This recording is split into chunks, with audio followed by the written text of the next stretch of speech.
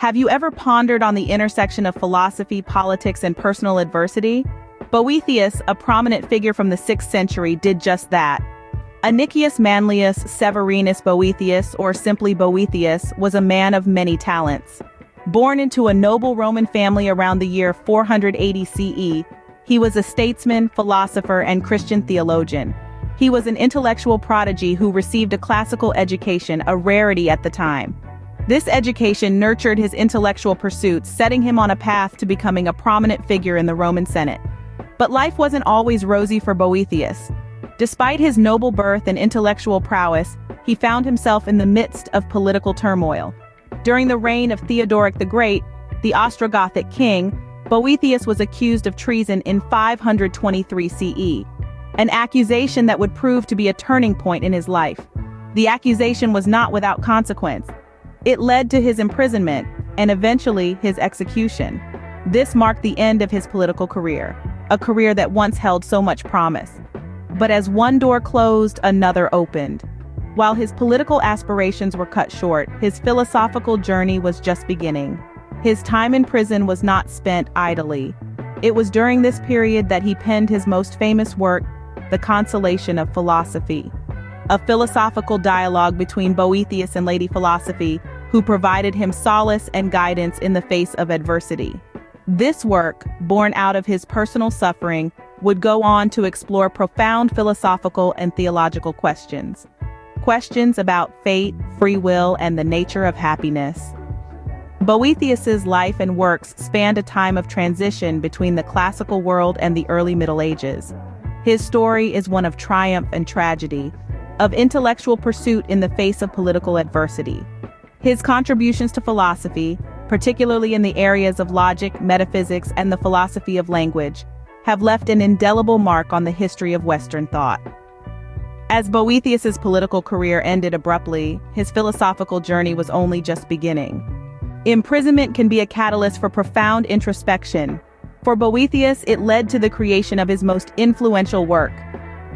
As the cold stone walls of his cell closed around him, a dialogue ignited within his mind, one that would shape the course of philosophical thought for centuries to come.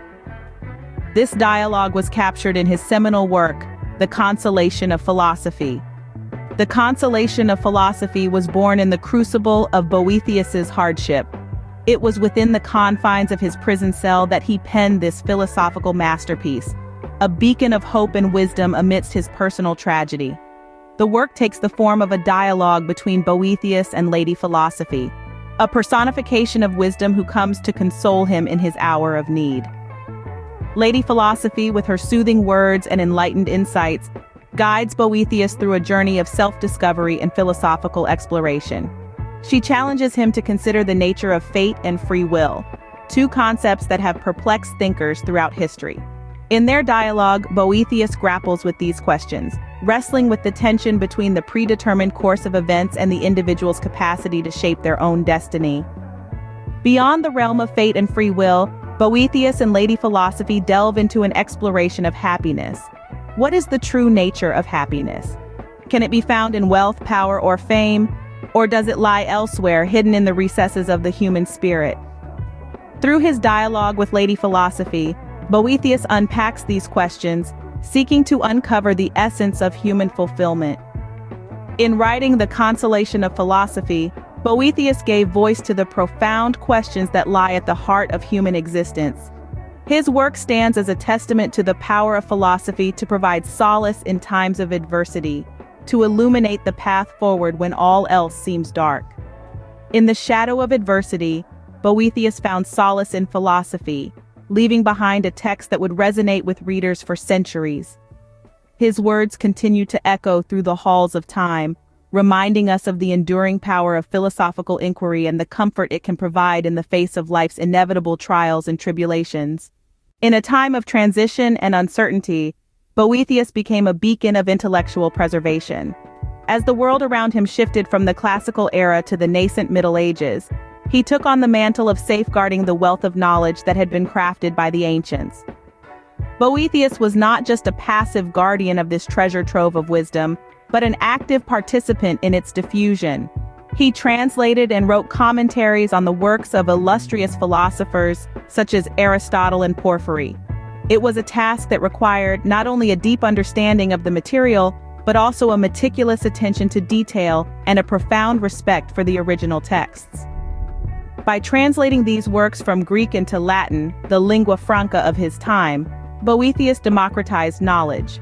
He made the wisdom of the ancients accessible to a wider audience, allowing it to be studied and appreciated by scholars who might otherwise have been barred from it by linguistic barriers. His commentaries, meanwhile, served as invaluable guides for his contemporaries and for generations to come. They were like lighthouses, guiding readers through the often turbulent seas of philosophical thought, illuminating the complex ideas and arguments put forth by the ancient philosophers, and providing context and interpretation. Yet Boethius's work was not just about preservation for preservation's sake. He was acutely aware of the transformative power of knowledge. He saw in these ancient texts not just the wisdom of the past, but a blueprint for the future. A future where the philosophical insights of the ancients could be harnessed to address the challenges and questions of his time and beyond. His work in preserving and disseminating classical knowledge was an act of defiance against the tide of time. It was a testament to his belief in the enduring value of these philosophical works, and a demonstration of his commitment to ensuring their survival. Boethius's efforts in this regard were not in vain. His translations and commentaries became crucial conduits through which the wisdom of the ancients flowed into the Middle Ages, seeding the intellectual landscape of the time and shaping the course of Western thought. His efforts ensured that the wisdom of the ancients would not be lost, but would instead illuminate the path to the Middle Ages. Harmony extends beyond music to the cosmos and the human soul, an idea that Boethius explored in depth. This Roman statesman, philosopher, and Christian theologian, despite his tumultuous political career, also made significant strides in the realm of music theory. His ideas still resonate in the field today, a testament to his enduring influence. Boethius introduced a tripartite division of music that encompassed not just the audible, but also the cosmic and the human. This division was composed of musica mundana, musica humana, and musica instrumentalis. Let's break these down. Musica mundana, or cosmic music, is the harmony of the universe. For Boethius, the planets and stars were not just celestial bodies, they were part of a grand cosmic orchestra, their movements creating a symphony that humans could not hear but could perceive in the harmony of the cosmos. Then we have musica humana. This refers to the internal harmony within the human body and soul. Boethius believed that humans mirrored the universe's harmony, with our bodies and souls in a state of balance and equilibrium. This harmony, he thought, was disrupted by our passions and desires, leading to discord and disharmony. Finally, there's musica instrumentalis. This is the music we're most familiar with, the audible music produced by instruments. But for Boethius, even this form of music had a deeper philosophical dimension. It wasn't just about pleasing sounds, it was a reflection of the harmony in the universe and the human soul. Boethius's tripartite division of music was not just about categorizing different types of music. It was a philosophical framework that linked the cosmic, the human, and the artistic, intertwining them in a dance of harmony and discord. This perspective on music was reflective of Boethius's broader philosophical ideas. He saw connections where others saw divisions, and he sought harmony where others saw chaos. His ideas on music were a microcosm of his approach to philosophy and life.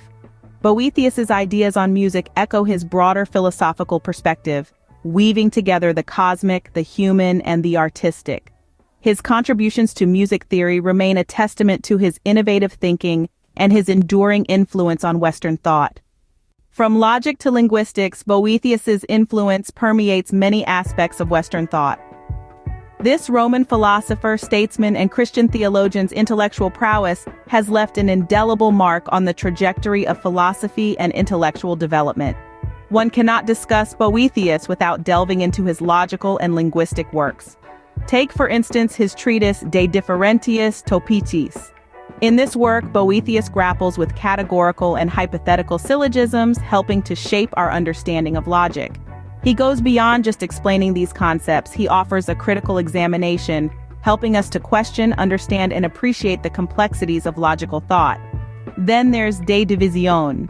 a profound exploration of the nature of language and meaning.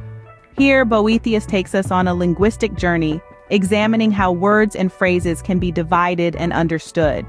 He challenges us to consider the power of language, the weight of a single word, and the impact of linguistic structure on our interpretation of meaning.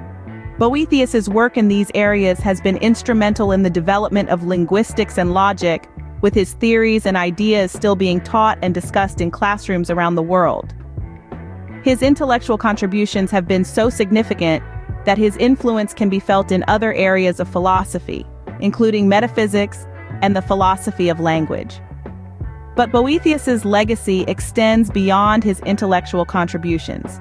His life, marked by political ambition, imprisonment, and ultimately execution, offers a narrative of resilience and the power of intellectual pursuit in the face of adversity.